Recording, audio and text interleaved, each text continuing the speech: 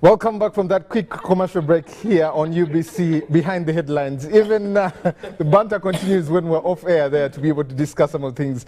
But let me get through the messages here, some of them, and then be able to get my panelists to discuss some of the things there. A long message coming in from Asimwe in Bara there saying, we're listening from Bara 100%. We also see that we shall now pray for God whenever we listen, such that NRM submissions will feel annoying. Okay. Someone continues to say, Julius again, Asimwe says, I really appreciate Honorable Ssemujju. He speaks truth to power, and may he live and his children and our children. Honorable Ssemujju, seems some people are very happy with what you're submitting. Long live Honorable Ssemujju, that's another message there. Topic today is interesting. I really do not think we have multi-party dispensation here. It's a window dressing of the Western funders who push it. Santos here, thank you very much. One more here, thank you for the program. Honorable Mapenduzi has said the same things are happening in school when the children are competing for positions at school. I know of someone who bought sweets for their child, okay? Joseph from Ginger, thank you very much. Ndaula says, Timothy, thank you very much. Uganda's politics is overshadowed by fighting one person. Lost the political ideas. The politics is a reality and is focusing on a kind of destiny rule or governance. And power, money, freedom have overtaken the political sphere. Development of the country is running in different directions, political lines there. And finally, Timothy, thank you for the show. Most political parties are subscribed political parties. They tend to vote for different people, are not political parties there. Emmanuel, thank you very much there. A lot of messages, we'll be getting to those in a short while. Professor, where we are, we've seen our history, you've also spoken of the basics and spoken of the West. How do we move from here in this multi-party dispensation? Professor Ndebesa has also spoken about it is in our constitution. How do we move forward? Yeah, thank you very much. Of recent, I've been listening to Issa Shivji, who talks about constitutionalism. He's a retired professor emeritus, University of Dar es Salaam. And one of the things they were debating is, do constitutions create revolution or revolutions create constitutions? So constitutions are normally made after people have gone through some political dynamics, whether liberation, whether guerrilla war, whether change in governments, or there are some debates, and then they think the constitution needs to change. But to think that because the constitution says so, therefore people are going to do that, is a little bit ambitious. Street communicates the ideals, and I know most of our constitution making processes in Africa, you go benchmark a number of constitutions and you come and get the ideals. When you begin practicing, you suddenly realize this does not work for us, and then you have to change, and then you have to change. Now, that is not a problem, okay? For me, I see these as processes of nation building, processes of state building. For us to imagine that there's some, of course, there are some values of human life. You don't want to go on killing each other. You have to promise to protect people and their property. There are some of those basics. But to think we are going to become like what is happening elsewhere, because in the US they are doing that, in maybe Ghana they're also doing that, in Tanzania they are doing that. By the way, they can be doing that. But you see, every society has its own internal contradictions. That brings on board the kind of political settlements that they have. That brings on board the kind of economics, the kind of cultural things they have. So it is true we borrow the best, okay? But beyond that, you also have to give room for what makes you distinct to come. Otherwise, you'll lament your way to the grave, okay? But of course, we said we must have certain values, but what are those values? And who is going to determine those values? And who is going to teach those values, okay? You cannot impose values on people, but you can work with people and discuss those issues so that they can become consolidated in the values. And as we are here today to discuss political parties, there are some of the basic vehicles or mechanisms to communicate those values. Unfortunately, most of the time, you have, as we've had here, there's nothing distinctively different, and we don't want anything distinctively different about the parties. We can actually have the same. So that leaves the population even more confused. If FDC, NRM, NUP, and everybody are going to push for the same thing, except a little bit of change of actors somewhere at the top, then why should I be in this one and not in the other? Okay? That's why actually people just end up voting individuals who they know, who they have connections to. But I think, as we say, ideology is not just ideas and ideals, and within that, of course, we can have norms and everything. We can proactively decide to cultivate them. And political parties are best suited, because they have the mandate of the people, and our representatives in parliament are best suited to do that, to begin cultivating what are the kind of norms and values. And you don't cultivate norms and values through sloganeering, like Honorable Ssemujju has said.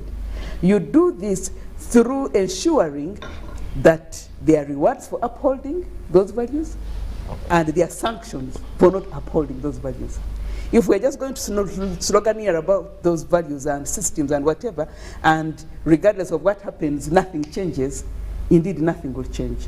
And the public is watching. The younger people are watching. That's why now young people have this saying, because if they see you're saying one thing and acting one thing, and you're going to lie to them to say one thing, then they're not going to buy it, okay? So what are we saying? Members of parliament are elected by the people. They are paid by the state from taxpayers' money.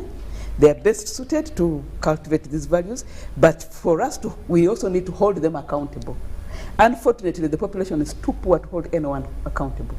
The population is more at the masses of those they are supposed to be holding accountable, like MPs, than actually being that.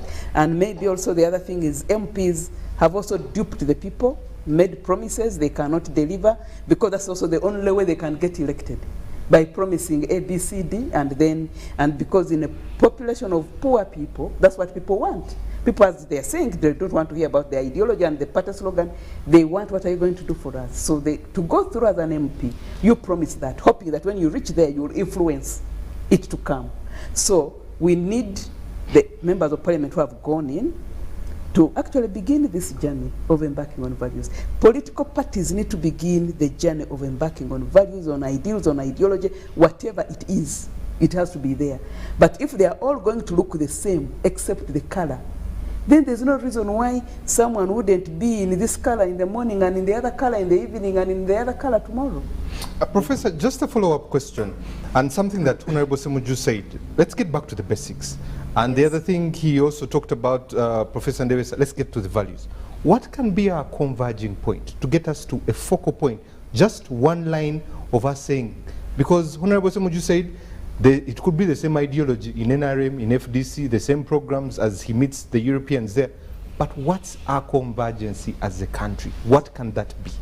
Let me tell you one thing. In the last two general elections, one of the things I've done as a research project is to document the discourse of the people running for leadership, especially at presidential level. And they all say the same thing. It's about development. They're all promising development, okay? Within that, they may have some differences in how they're going to do that development, but they're all promising development, because that is one of our basic needs as a country. We are underdeveloped, okay?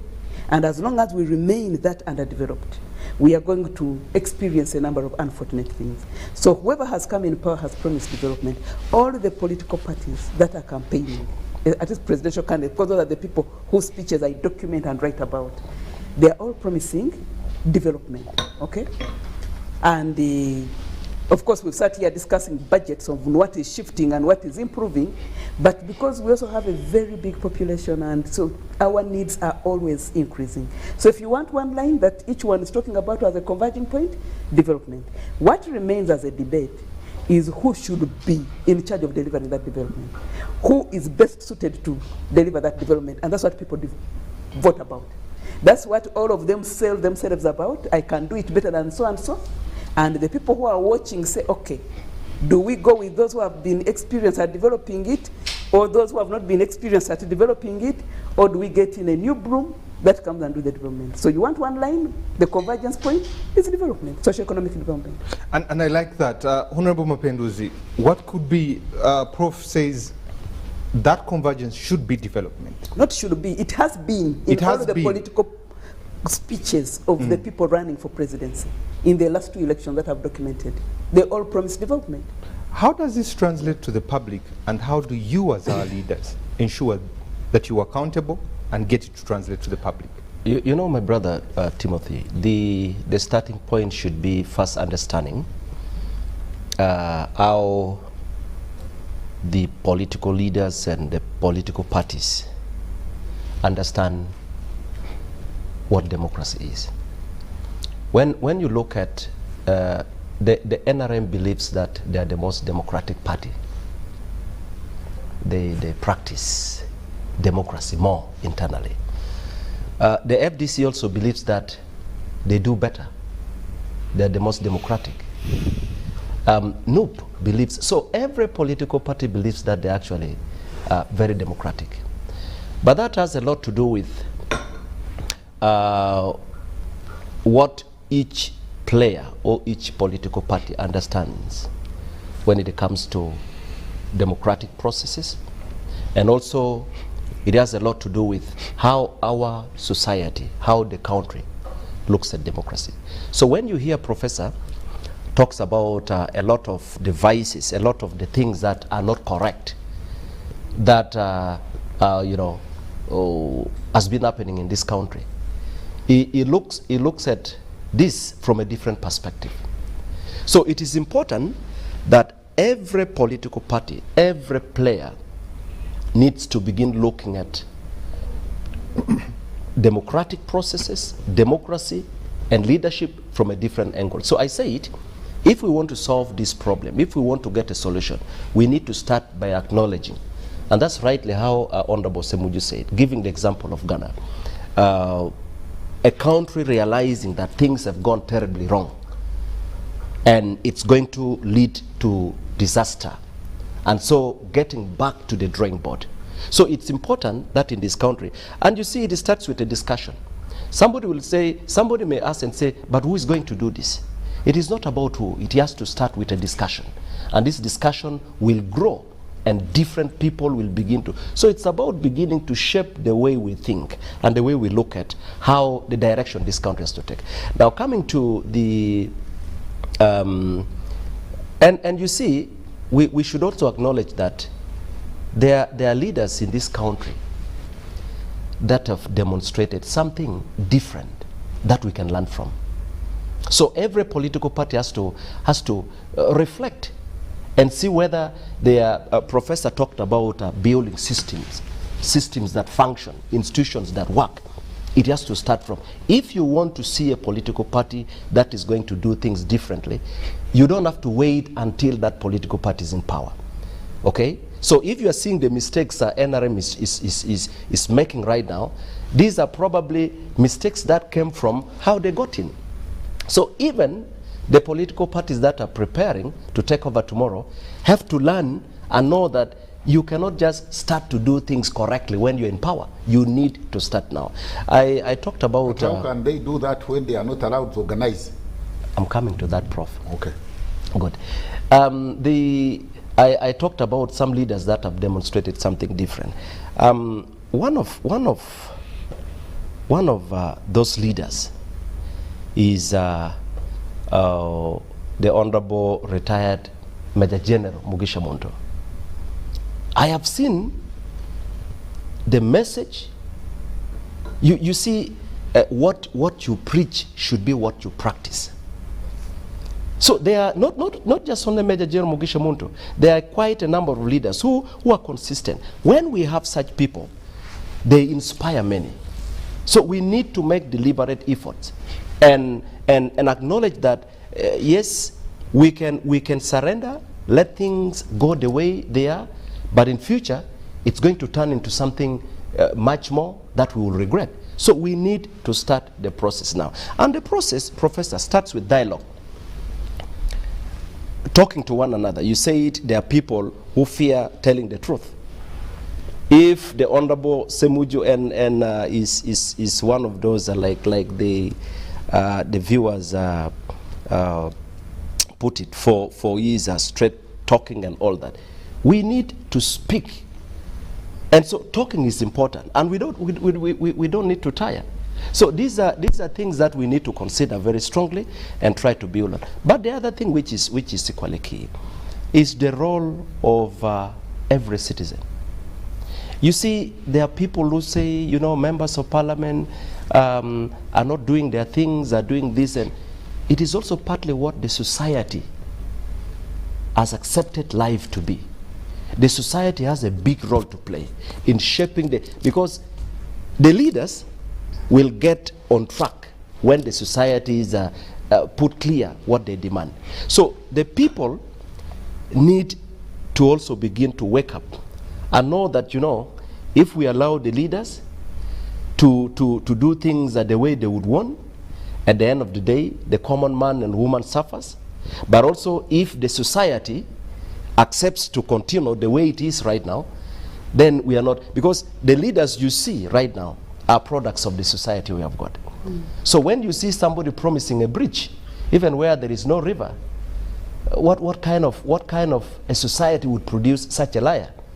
Okay, and again, it is important to recognize that not every leader in this country is a liar. I'm not sure the Honorable Ssemujju can stand in Chira municipality and begin to lie. It's also about your caliber. It's about your experience. It's about knowledge. It's about the quality you bring. So if our politics is beginning to attract people who have got no ideas, and then they will begin to say anything. So we need to begin to shape our politics in that direction. Yes, we are talking about development.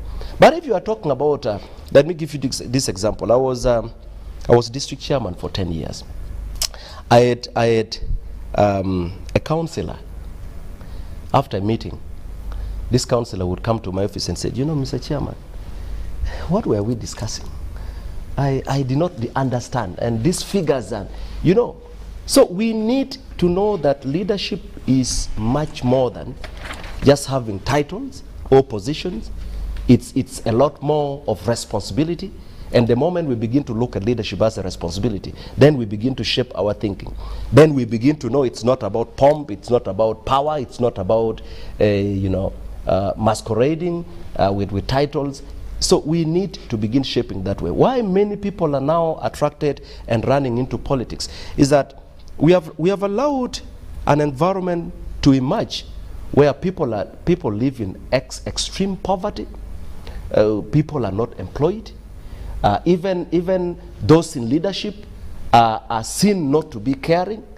And so in Uganda, politics has become the most probably attractive, so everybody wants to run to that.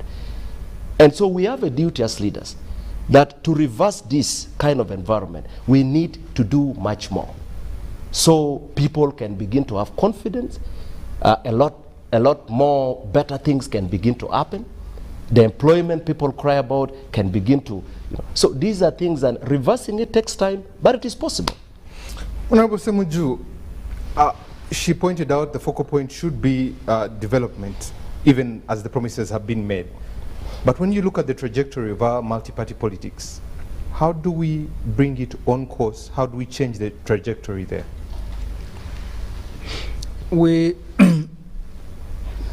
Where we are now, and I remember when I had an opportunity for a debate with Mr. Museveni, I pleaded with him, because almost in all the African setup, where there is stability and peaceful transfer of power, it has not happened just because of writing of a constitution or of a law to regulate political parties.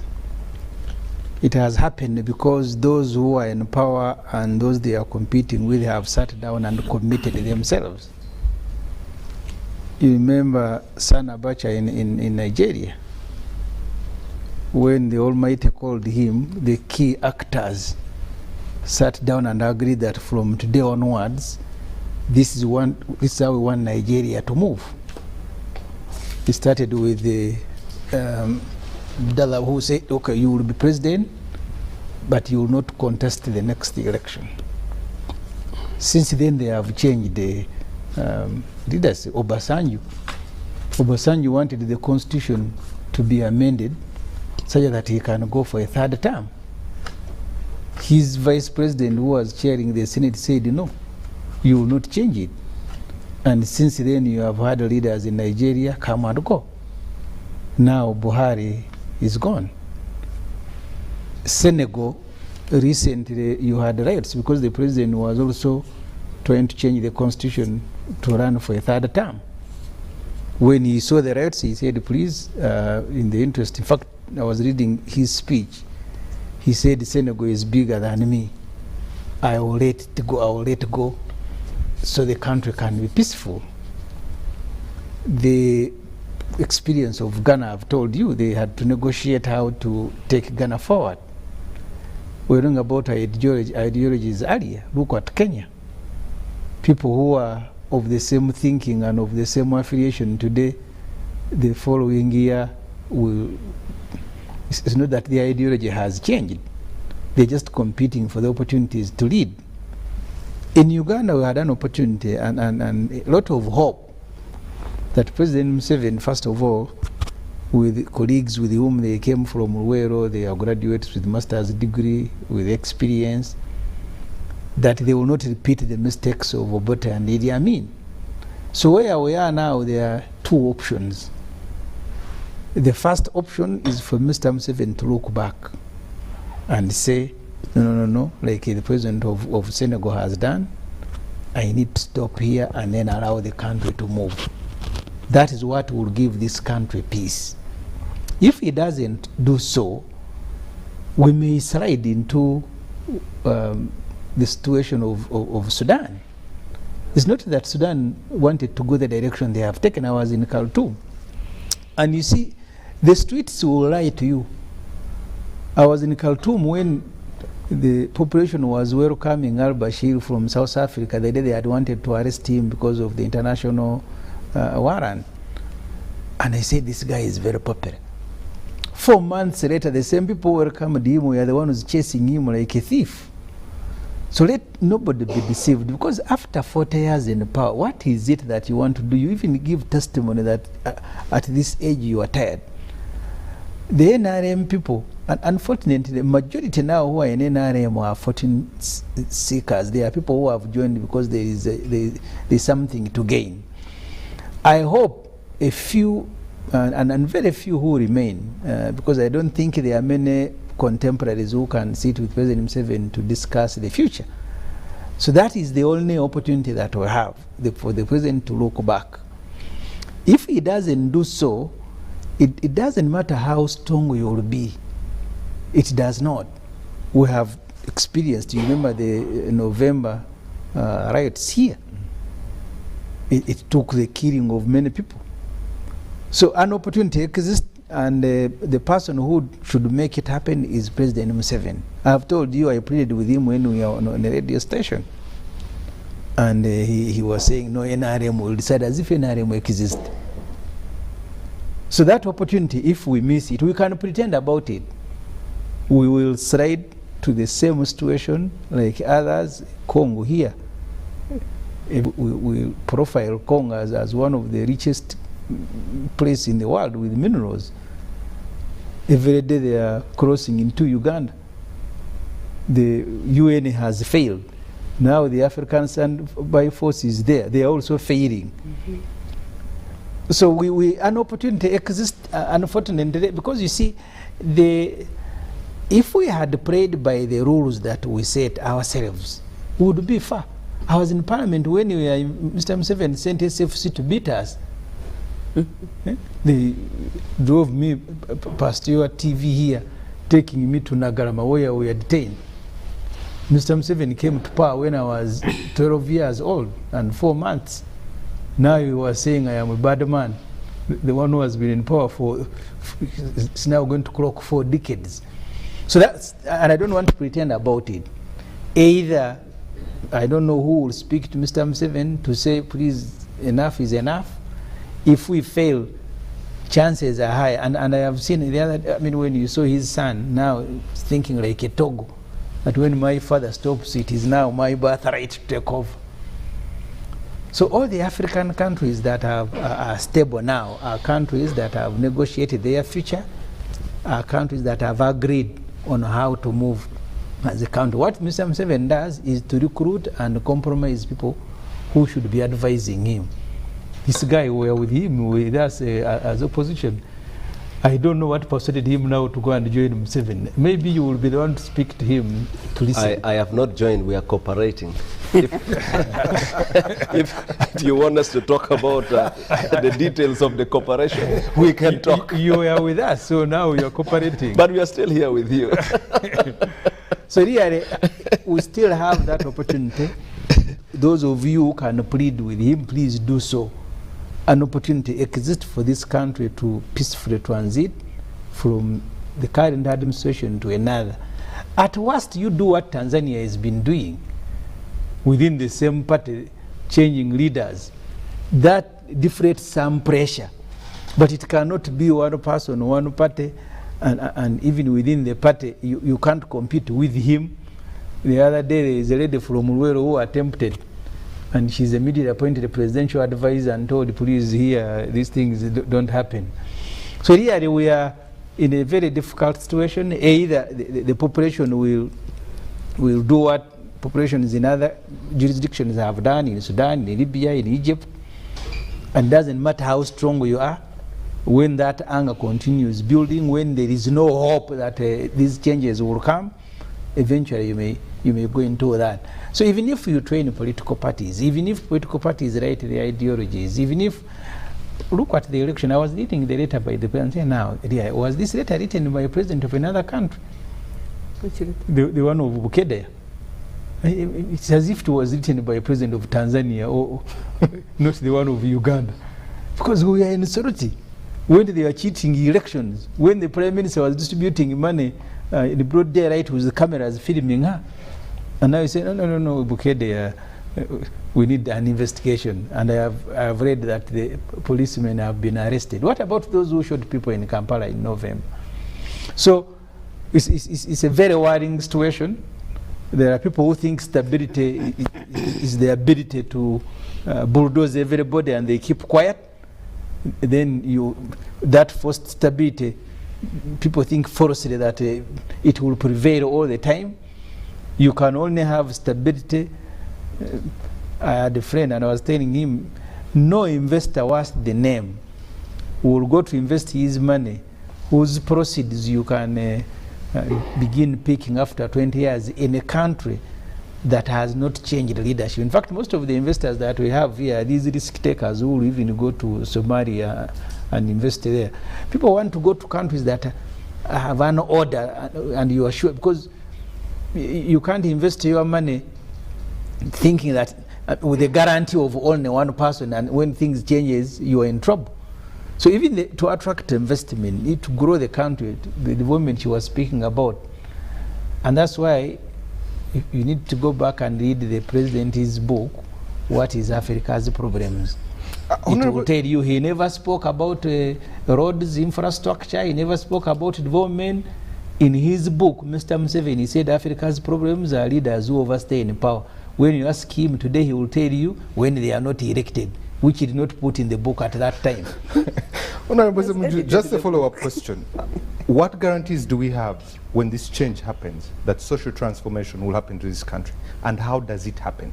Are we ready as a country? See, there are things that are natural that will eventually happen. I keep giving people an example, very micro one. J.C. Muyingo was a headmaster of St. Joseph Nagarama, now Minister of State for Education.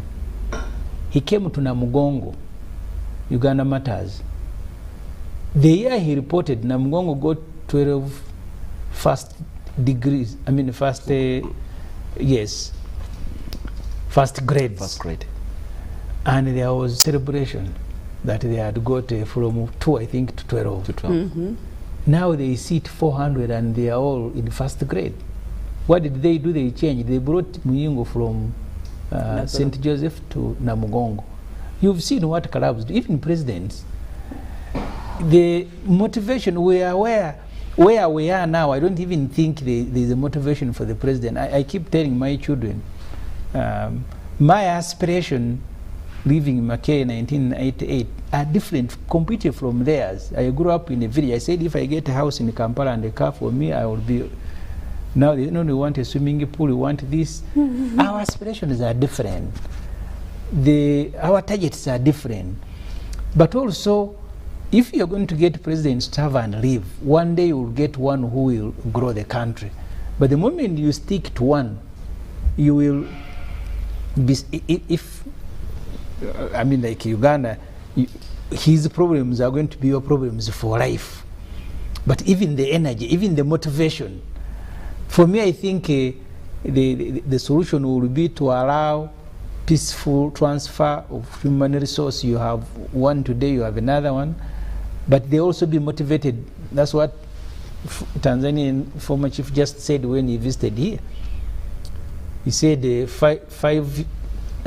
terms of 5 years is a long period for a good president to deliver, but it is also a fairly short period for the country to tolerate a bad leader. Thank you very much, Honorable Ssemujju. Coming to you, Professor Ndebesa, some of the things that are stifling the society, poverty, and now politics seems like it's job seeking, it's a job where someone is waiting for an opportunity, but also we look at how violence has become something else in the political arena. The maneuvering, the power plays, moving from one political party to another. What's the future of multi-party politics? And also, does multi-party politics guarantee democracy? And development, if you want. Yes. Multi-party system or no-party system or one-party system does not guarantee development. Neither does it guarantee stability. Neither does it guarantee democracy. You can have the systems written down in constitutions and laws, but underneath, you don't practice them.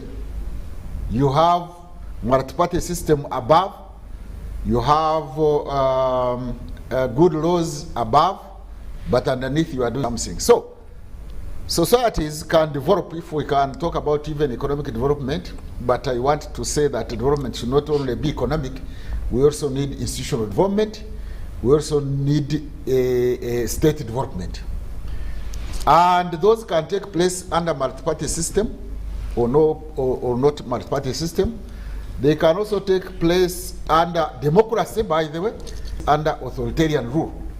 But I can guarantee you one thing, they will not take place under deception and pretense. They will not. And Africa has pretended a lot. They pretend to be Democrats, they are not Democrats. They pretend to be serving the public good when they are serving the private good. They pretend to be not having conflict of interest, they are having conflict of interest. So, development will not take place under deception and pretense. We have to be clear about what political order we want, whether it is multi-party, whether it is one party, whether it is authoritarian or whatever, but we must be clear about the political order and then build institutions within that political order, because ultimately it is institutions that will function and will make people also behave. They will influence the behavior of the leadership. But if we cannot allow space for institutions to grow, because we have not allowed space for institutions to grow, I have earlier on talked about having norms, socializing society in certain upright norms for serving the public good, not the private good. But this one cannot take place, and somebody has also talked about dialogue. All those cannot take place unless they are given space to dialogue. Dialogue doesn't mean coming here only and talking virtually when even people are sleeping. You should also provide what I talked about earlier on, the physical green spaces for people to interact. You know, Ugandans don't interact, especially in cities, because all places have been built up. You have those people who are staying in slums, they don't meet those people who stay in gated communities. Those who are staying in gated communities, they think they are safe. They are not safe. They will shoot you on the way. They will find you even in that gated place. We need to have green spaces, public spaces where the poor, the rich, the women, the men, this tribe and that tribe will interact publicly. Then to have dialogue, we also need to have collective dialogue. You can have people of one party and another party. You give them a free space, not coerced space, where they can have a dialogue. But the dialogue should also not be patronized. It should be free for people to exchange ideas. Some people had talked about having a national dialogue, so that, for example, we agree on basic norms to manage this society, and then whoever goes against those norms is brought to order, and we popularize those norms so that we see how to build a strong nation with capacity. But deception and pretense will seem to be building development. Some of this development actually is not real development. You know, I have sometimes used crude language in the newspapers even, and I called it cow dung development. You know, cow dung, when it is a midday and it is shining and the cow defecates, very soon you will see it dry, but you put there your foot, the foot will go down. So this development that is not based on sustainable institutions and sustainable policies is not development. So we need to change our minds. I hope Ugandans can listen. I hope the political class can listen, that we need to have in mind a way of building for, Makerere says building for the future. Building for the future, but on a firm foundation of building a society that is socially inclusive. Look at the debate the debates we're having in this country and the budgets we are having. There are certain areas that are extremely poor. Mapenduzi knows better. His region ranks among the last.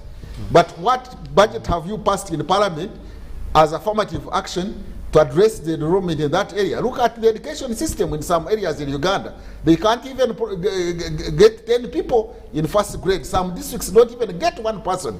And nobody is bothered to discuss the question of inequality, the question of unequal development in Uganda, the question of exclusion are not discussed. These ones are hinging around what the people in the past used to call the national question. We need to build a nation state. We haven't had a nation state. We are still a geographic expression. And we cannot have a strong state whose roots are built in legitimacy in the hearts of the people. But then people talk about votes. Some people say this party or this individual has won elections and they jubilate. They are jubilating sometimes over nothing. The people do not vote with their hearts. They vote with their stomachs because they have been promised some little material thing. When at heart, they are somewhere else. We need to have institutions that are trusted. Now, I have said this and I will say it again. Who trusts state institutions in Uganda? Who trusts that you go to the hospital and you'll get services? Who trusts that you'll go to the land commission registry and you'll get the correct title? Who trusts that you'll go to police and you'll get the services? Who trusts that the MPs will go and pass laws in favor of the general population? So when you have a state that is not in the hearts of the people, but is in their stomach, and you continue pretending that everything is good, then we shall have a shadow state with shadow individuals, with shadow institutions, and we shall remain dancing around. The Southeast Asian countries, the so-called tigers, developed behind some authoritarian rule and states, but they based their rule on meritocracy. They did not look at Mwanawani, whose son or daughter is, when they were recruiting people into the bureaucracy, into the civil service. That's why they built a civil service that could run the state. But our civil service is weak because you can get a pass degree, you get a pass degree and you get the job faster than the one who got a first class. Okay. Now, That is a disincentive to somebody who would want to study hard. You can go to an organization, by the way, in the public domain, in the public discourse and narrative, in Uganda today, if you go to a certain ministry or department or agency of government and you work very hard, you will not be promoted. Have you heard that? You will not be promoted because the other people above you, when they see you doing very well, being competent, they will think you are going to overtake them. And the system is such that it has no way of looking for people out and fish them and put them up. I had the Minister of Internal Affairs, I think it was even the Minister of Internal Affairs, General Tafire, saying that there are some policemen and women who have served 40 years without being promoted, and yet they were competently serving because they didn't have political connections. Mwana wani. Without changing from that attitude and that practice, and we continue pretending, continue under this deception that everything is okay, that we can promote society and individuals and develop when we don't have institutions, that they are individuals, whether they are cadres or they are not cadres, that they are individuals who will from nowhere develop this country without looking at merit. Southeast Asia developed because they considered merit in the bureaucracy especially more than anything else. The politicians can quarrel, they can change from political party to political party without a reason because they have to survive. But we have to build state institutions, state capacity, the nation state, and then those other politicians can always fight each other. But we cannot do that, one, without stopping deception, two, without following the code of conduct. You saw how in UK a minister was almost censored because she drove, a minister of Internal Affairs drove herself and exceeded the speed by only 4 kilometers per hour, and she was almost going. You can see how the Prime Minister went and things like that. So we have a code of conduct, we have institutions in mind, and we serve the public good, not the private good, and we shall have a nation state which will in turn allow development, whether we have parties or no parties or multi-party or single party. But finally, we must allow space for all of us to contribute. There is no monopoly of ideas in this country. Let nobody pretend that because you are in party Y or X or Z that you are a superhuman being. No, that can't happen. Okay. Actually, the super thing should be a party or a political organization that allows institutional growth so that institutions can now check on the behavior and direct the behaviors of the politicians. Okay. But to pretend otherwise and continue deception will leave us in this state until we reach a certain time when this country might disintegrate. Can I make one comparison and I stop? Mm-hmm. Me, I am looking at the issue of Ethiopia. I have been of late giving people that example. Ethiopia under Zenawi, the late Zenawi, and his party, TPDL or something like that. TPLF. By the time he died, we had 100% of members of parliament. Completely. It had obliterated the opposition. And therefore they were celebrating. When he died and somebody else replaced him, the system of pretense now made it impossible for that person, Harimimana or somebody like that, to govern. He resigned. There is this new man who came in, and that party that had 900% support in parliament, as we talk, has disappeared completely. It's not there. And the cadres who were promoting that party are the one who went to Tigray, and now there is a war in Ethiopia. Okay. So that prototype should be looked at and should be another warning to us that let's not pretend that we have widespread support, strong support, when actually the support is at the level of eating, not in the hearts of the people. I thank you. Okay. I'm going to give Honorable Ssemujju a minute, Honorable Mpenduzi, and finally Dr. Sarah on their After you closing. gave him 10 minutes to wind up. I'll start with Honorable Ssemujju, then Honorable Mapinduzi, and lastly, Professor Sarah. As I said, just to repeat myself, either Mr. Museveni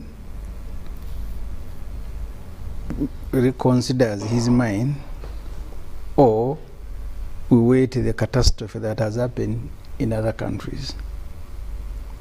Because imagine the level of cheating election that now ballots can be pre-ticked, and by 10 voting has ended. That happened in 1996 when they voted for people in Rukunjiri.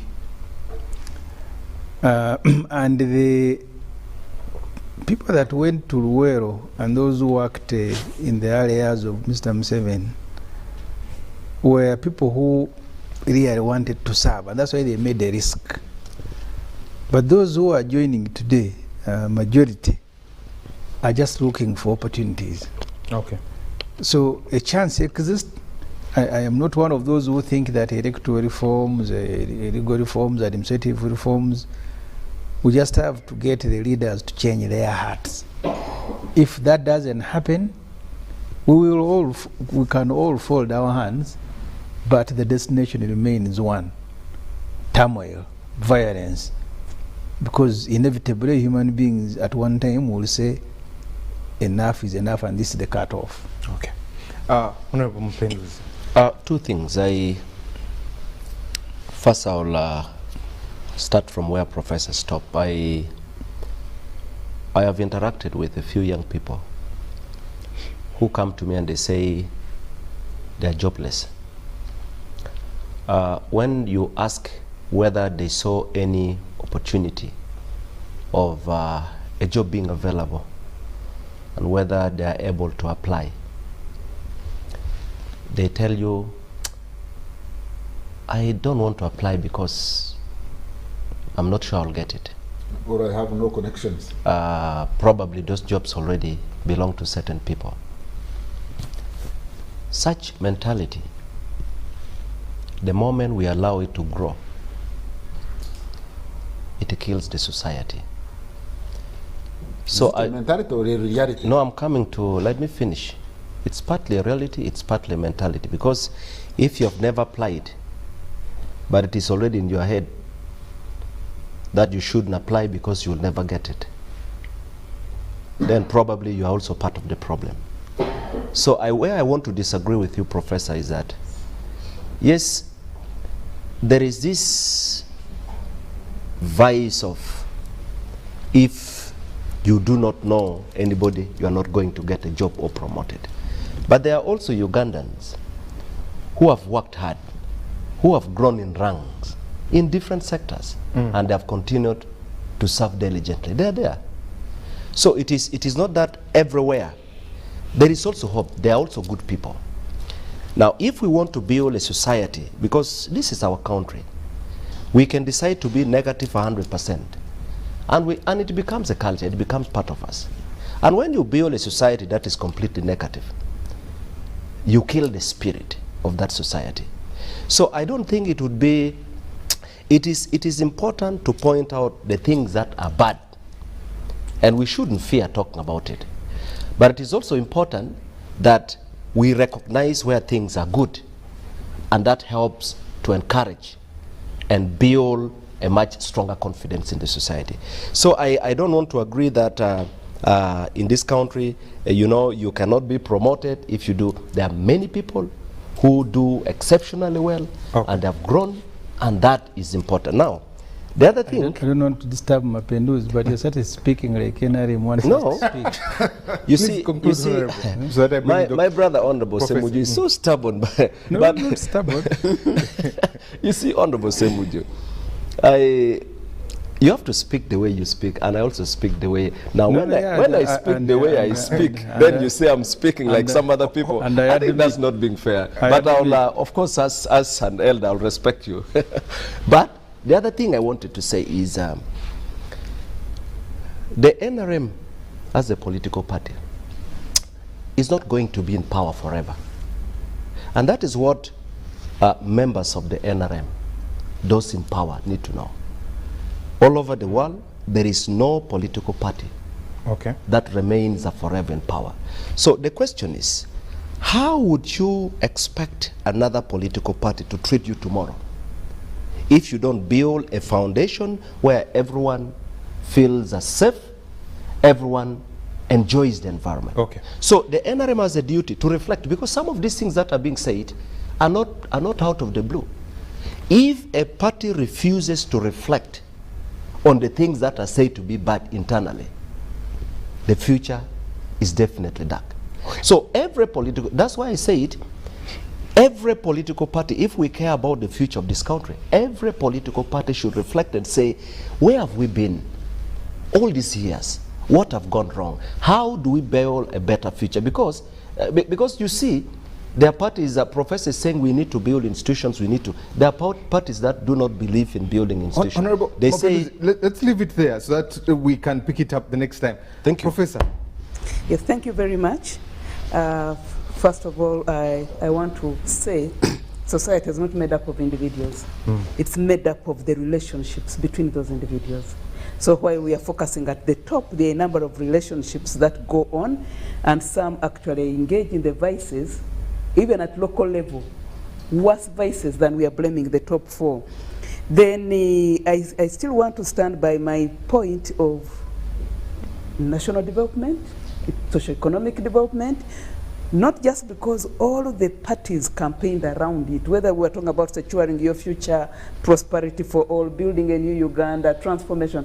Everybody was talking about transformation, socio-economic development. And why is this important? Whatever the political rhetoric, if the economics is not right, that's what has brought down governments. Whether you're hearing the Arab Spring and whatever, these are all economic inequalities. And when people feel they no longer have a stake in a thing, they will react like that. So even when we've castigated parties, participation, they provide avenues for participation. At least I was screaming in my party, whether we are one or two, and I feel we also had a role, okay? So it gives that temporary relief. And then one thing we need to guard against, dispossession. People feel so squeezed to the wall, so while there are those who are feeling unemployed or whatever, when people now also begin feeling that they are losing what belongs to them, such as land, that's one of the things which created a wave around Camp Central and Near East. So there's a lot of dispossession where people feel they are more privileged, whether they are political or not, and they are going into the spaces and dispossessing people of their land in the name of development, which is very unequal development. And if the politicians or the elected representatives don't speak about that, that's where the time bomb is going to come from. So basically, as all have heard, whether we're talking about unemployment, whether we're talking about opportunity, it boils down to let us expand the national cake. If we can expand the pie and ensure that the mechanism of accessing the pie is equal, then people will develop. Otherwise, even when we are blaming people for the voters for focusing on their stomach, but even the politicians are in it for survival. Maybe the topic should have been not political maneuvering, but political survival. The politicians are in it for survival. The electorate are therefore not wrong to ask for what basically belongs to them at that point in time. So let's focus on national development as all the party manifestos promised. And when we work together and focus on holding executive accountable, because they are the people who constitutionally are mandated to deliver services, then maybe we shall transcend to focus on bigger things and not the stomach. Thank you. And because they need this, they then have to make political calculations. In whose vehicle will these things be delivered to me? So at the end of the day, then the party may not make much sense. What will make much sense to them is the individual they are voting in. Except if that party is very good and very sophisticated and if at information dissemination to educate the people. If you have certain publics where people will actually sit and listen to the party and let us go beyond individuals because this is the framework under which we've lost, so we need to change that entire framework. But in many places that will not be the case. And you also know that because of places where there's a lot of poverty, people also get bought off. Okay, there are those practical things given. We all know when you go to Kampala, you'll forget us in your gated compounds. But what can you give me now? So you end up with the sugar, you end up with the salt, you end up with very many things. So basically what I'm saying, in short, is that the context has changed, both globally and politically. And we are constantly changing, and we are constantly having this negotiation and changing the culture. So things are always changing. In the past, you would have certain ideologies stick because certain global powers were so determined to have those ideologies hold. If a leader did not side with them, they toppled that leader. Today, they really don't care. Okay, as long as their interests are served, they really don't give a damn. So now we are all, and me, I don't think we've reached a very terrible point. What happens is that is how society evolves. It will reach a point, it will sort itself. But now you cannot impose an order from above with the kind of demographic we have, with the kind of economics we have, and with the kind of politics we have. Thank you. And, let me come to you, Honorable. Professor, sticking with you, we are a very sentimental, gullible public. Especially, you have spoken of personalities there. How do we get back on track? Especially, this was a good idea. And do we understand the democracy and the multipartyism that is here? You see, when you say getting back on track, you assume there's a particular standard against which you're measuring us. So which standard are you using? Because I know many of us elites want to read what's happening in the US, and therefore we want to measure Uganda according to that. Or what's happening in Europe, and you want to measure Uganda according to that. But supposing Africa is different. And you see, we want to either we are looking west or we are looking east. Okay? So we want either multi-party dispensation, which is very much a neoliberal outfit. This last push of multipartyism on the continent has been very much on the vehicle of neoliberalism. Vis-a-vis what he said before, the one-party state of China, which actually is one of the things which was driven by the communist bloc at that time. But so supposing none of those works for us, supposing we have to form our own way. We are first of all very different. We are very ethnically diverse. Not like what you have the US or the Chinese kind of outfit, okay? We are very diverse, very different levels of economic development, very different ways in which we are being bashed by the global powers we want to emulate. So I don't want to think we are off track. I think these are the pangs of labor. I think we are going through Africa forming itself. I know in the past we were very much on a Pan-Africanist move, but we were so disrupted out of that, that actually we are going to take time to get back there. Although I've seen, when you go on many global conferences on the continent now, everyone's talking decolonization, everyone's talking about Pan-Africanism, people are trying to say, the general discourse now is we've been shortchanged by the West and the East. Can we find ourselves? Our identity. Can we determine our identity?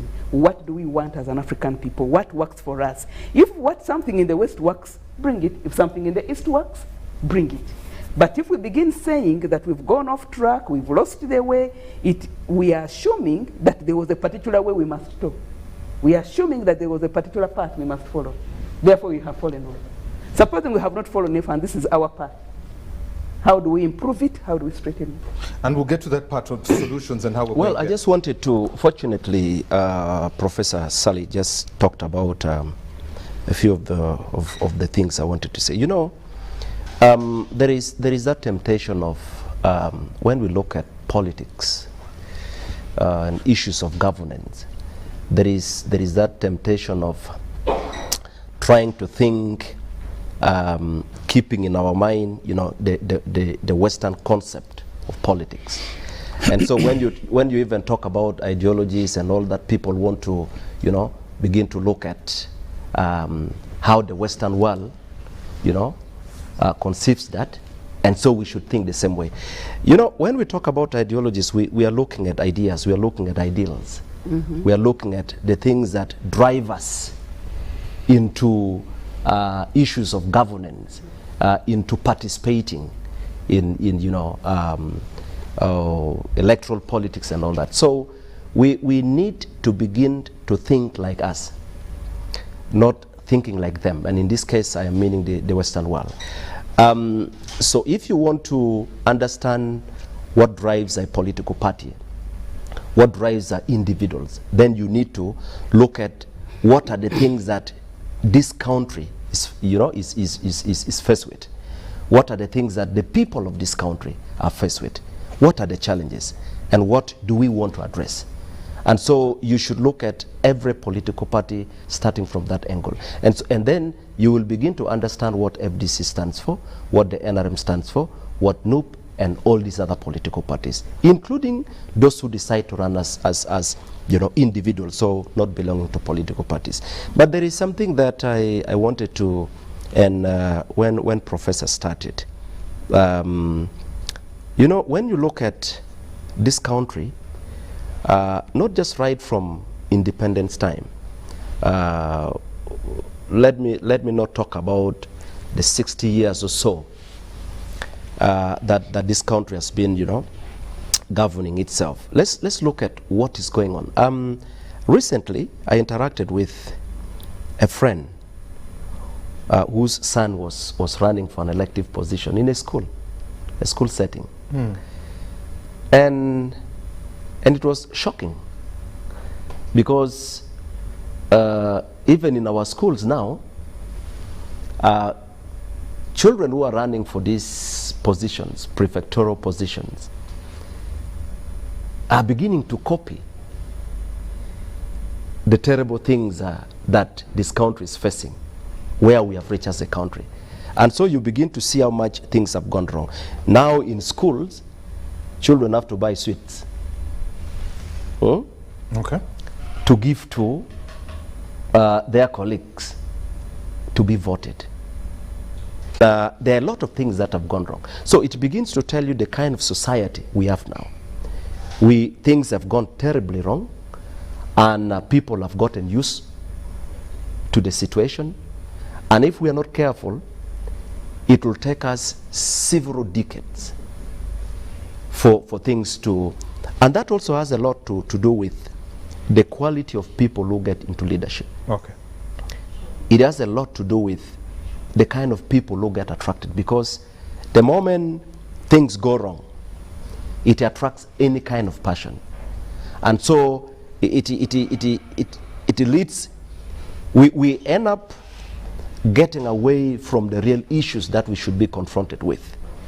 And so it is true that a lot of things have gone wrong, and these are things that, and you know, Honorable Ssemujju talked about you know, how the NRM wants to, you know, manage everything, and the opposition is being blocked from actively getting. These are things that are real, they are true.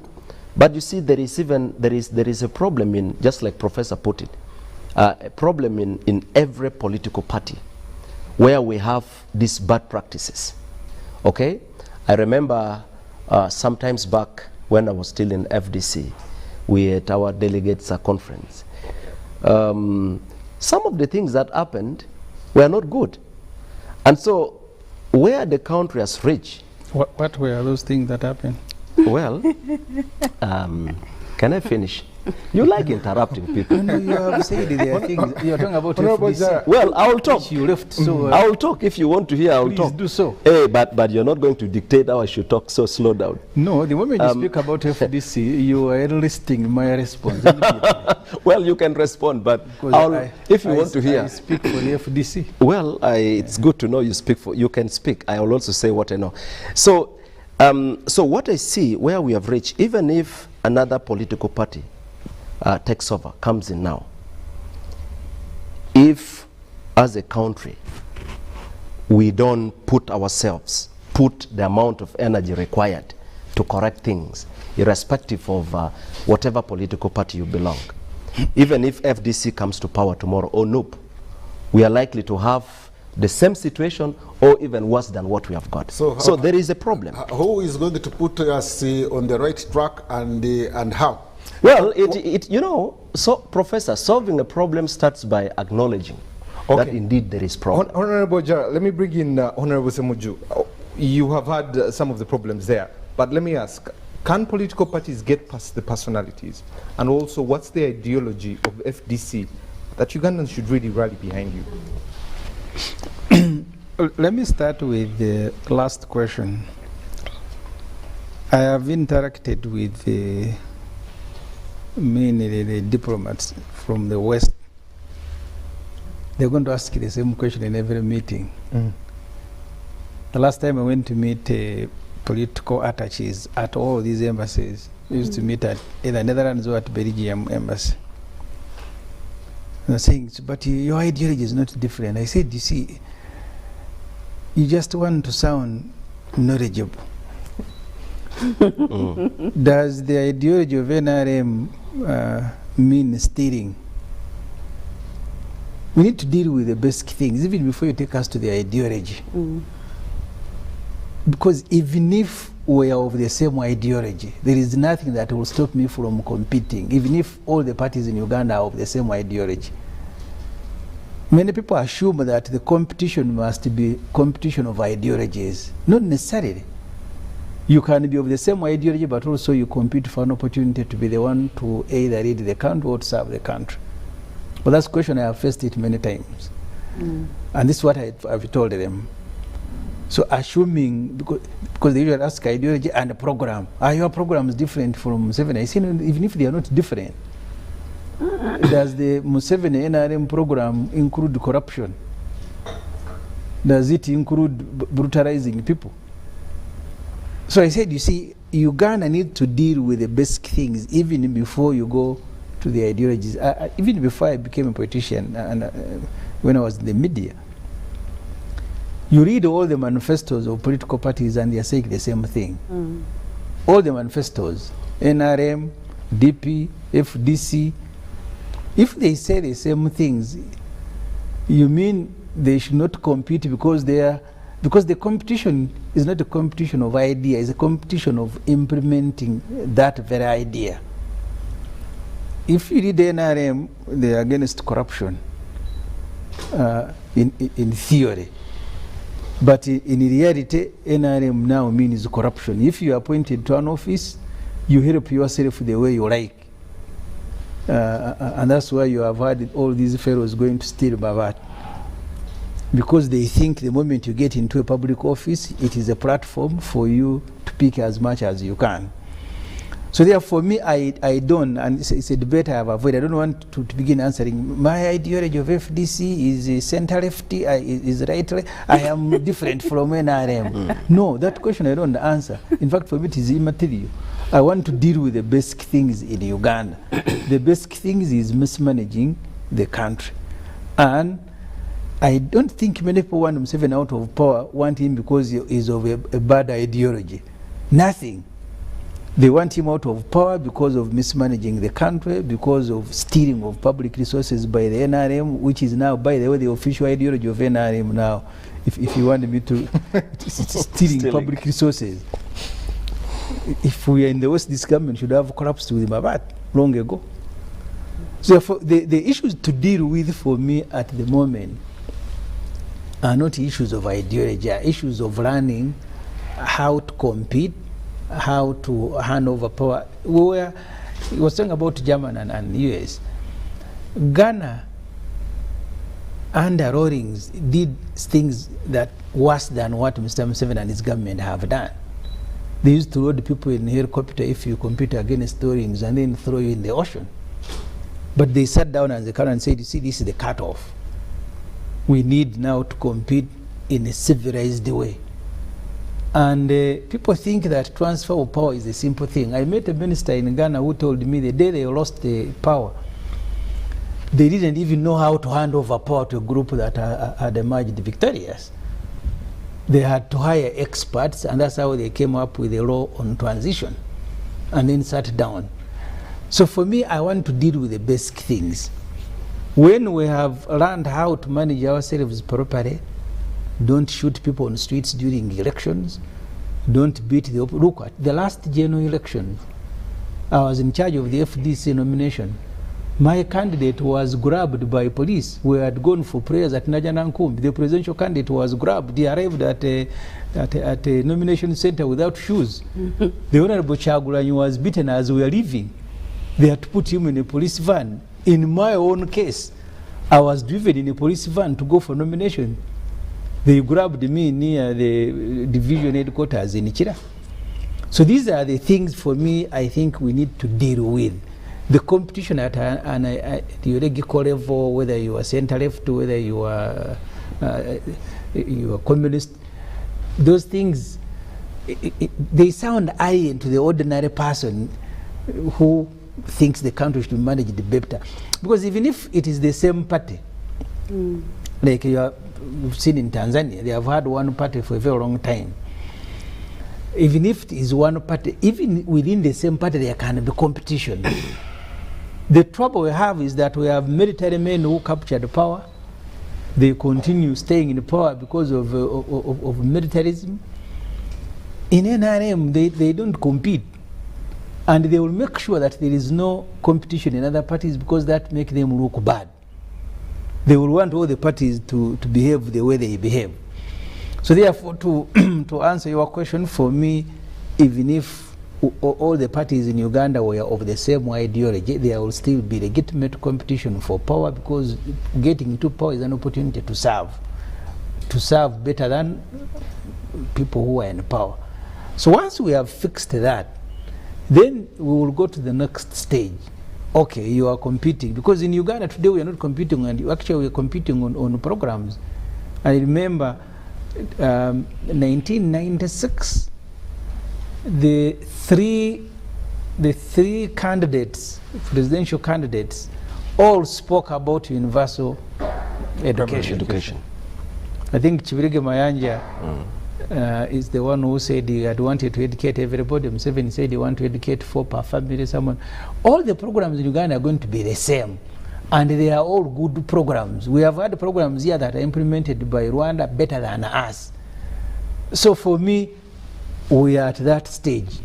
Where you want us to go, we can go later. Let's deal with the basic things. Competing in Uganda, I used to tell people, I watch European football. They will lose, they will hug and go home. In the village where I grew up, like it used to happen at Makere. If you are playing in Northcote and you score 3 goals, they are going to remove the goalpost and the match will end there. Where you grew up, this thing used to happen. You can't compete in football. If the referee says a penalty, immediately violence. So we need to teach ourselves, but also we need to be fair, especially those who are holding power. If you have an election, you are beating all your opponents. At one time, all of them have been in prison. Supporters of all your opponents are being threatened. They are all in prison. That competition is never a competition of ideology. It is a competition of something else. In fact, in Africa, I think it is a wastage of time to begin discussing ideology, sometimes even by the including programs themselves. That's why, as a journalist, I covered the rallies of nearly all presidential candidates. Even people turning up at a rally, few are going to listen to the programs as they are presented. They will just sloganeering, because they know many of you are just lying. Even if you say you're this thing, you're not going to do them. So the opportunity that we have missed as a country, the group that President Museveni came with to power, majority of them are people who meant well for the country. If the things they said and set out to do, if we had done them, we would be very far. In Ghana today, I think they have changed power more than 5 times, and the country has remained. People who have refused to change power, when it happens, it is a problem. See Sudan, see South Sudan, go to Libya, and I saw the president is still crying for Gaddafi, that these West people that we keep choosing are the ones who caused the problems in Libya, where his friend had been in power 43 years. And Mr. Museveni still thinks that Gaddafi was the solution to Libya, just stealing resources and giving to his proxies wherever they existed. So the African problem today is not because political parties don't have ideologies, because if you gave me 5 minutes to go and look for you ideologies, I will Google and I will tell you that I am this, because they are already there. The trouble is that we've not learned the basic things to live together peacefully. We can't compete in football. We can't compete in politics. We are, I don't want to borrow Museveni's word of the pre-industrial societies. We need to deal with that. People need to be honest, those who are in power. If Ghana can sort out their politics, you lose an election and peacefully hand over, and then wait for the next opportunity.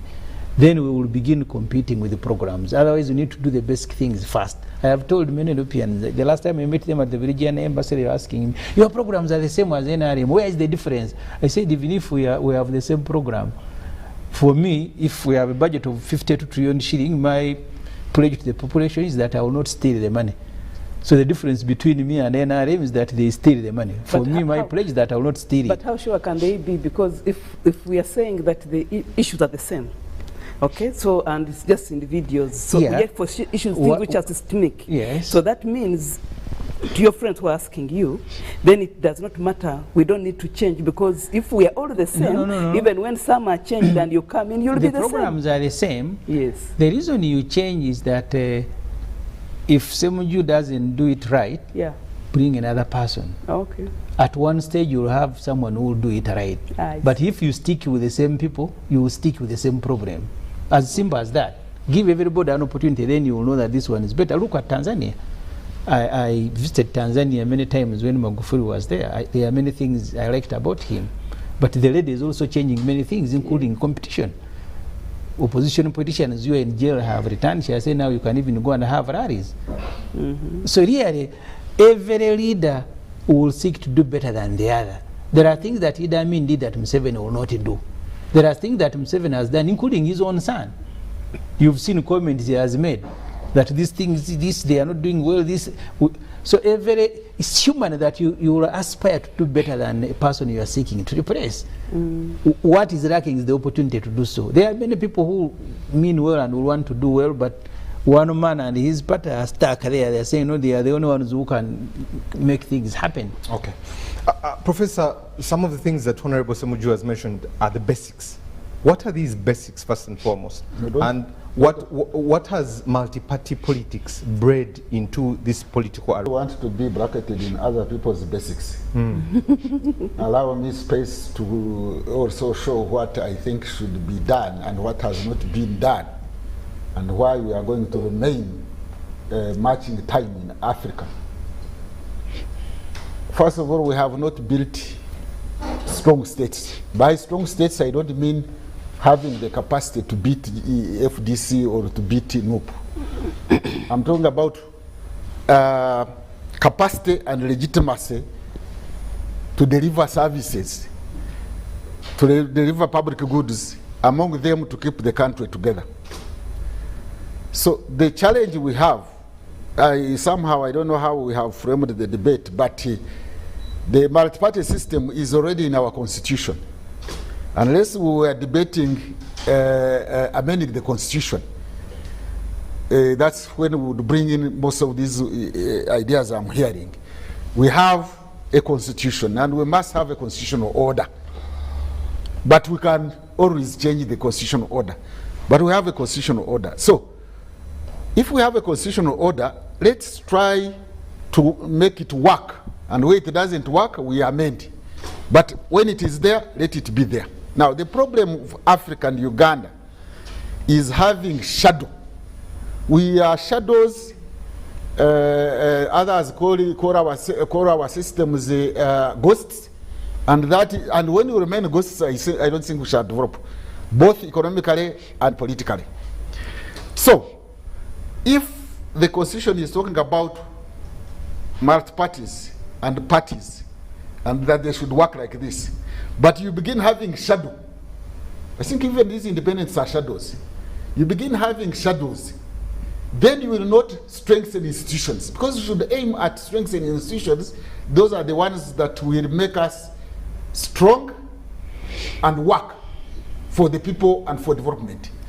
So, this pretense that we have multi-party when there is no multi-party, that we have a government, you find you appointing a certain person in a certain responsibility, but him or her doesn't have powers. The powers are with somebody who is shadow. And you know shadows, you cannot hold shadows accountable. That's where we are going wrong in Africa and in Uganda. So if we have decided to have the multi-party system, it may not be working. It may not be clear about here. I had people also dismissing the issue of ideology. I don't know what they mean by ideology, by the way. We have to define this one also. And at times you hear somebody saying that such a group has no ideology. No. Even if it is a negative ideology, it is an ideology. We asked what is the ideology. And what we don't have to run society on the basis of what we have called just ideology. Ideology is a generic term. It could mean values. It could refer to norms. It could refer to interests. So, do we have norms of building a viable state, or we have norms of eating the state? Most times in Africa, we have had norms of the political class of pretending they are working for the people when they are actually working for their stomachs. And we need to be organized in order to work for the society. Do political parties have challenges? Yes, they do. But they have also a role to play in organizing society, because they have to aggregate ideas. You cannot have 40 million ideas in Uganda to run a country. They have to be aggregated and sectionalized so that at least people can understand how these ideas might be. Yes, we don't have to say ideology is communism or socialism or capitalism or whatever the case may be. We could simply say we want social justice in this country, because without equality and social justice, we shall have wars. Whatever development programs we are thinking about, even if we effect them, we shall fight over them if we do not have social justice along gender lines, along class lines, along regional lines, along tribal lines, so that we see how to move ahead. But we cannot do that, I repeat. We shall not build a state, we shall not build institutions unless we stop pretense. And how do we stop it? I think society should come up and tell truth to power. Okay. When somebody, allow me some minute here. When somebody is pretending, most people go around, you know, around, they don't tell somebody that you are pretending. You find somebody saying, don't be tribalistic. Even when he is saying that word, he is tribalistic, or she is tribalistic. He's saying that I'm not tribalistic when he's tribalistic, even when he's saying that one. Somebody is saying we work for the whole country when he's actually working for the section of population. Somebody is saying we have multi-party when you are not allowing a multi-party system to coexist. Somebody is saying we are democratic when actually it's not democratic. So can we learn how to tell truth to power, whether it is in political parties, because political parties also pretend to be democratic in themselves when they are not democratic. The state pretends, or government in power pretends to be democratic when it's not democratic. Can we stop the shadow state? Can we stop shadow parties? Can we stop shadow promises and promise people that look here, things are like this, they may not go like this? We have said that politics is a dirty game, and I think we are making it more and more dirty. But those who are competing for power, I think, have that norm of survival, individual survival, and yet we want to provide public goods and collective services. Okay. So the problem is now, in my opinion, is mostly with us, the citizens.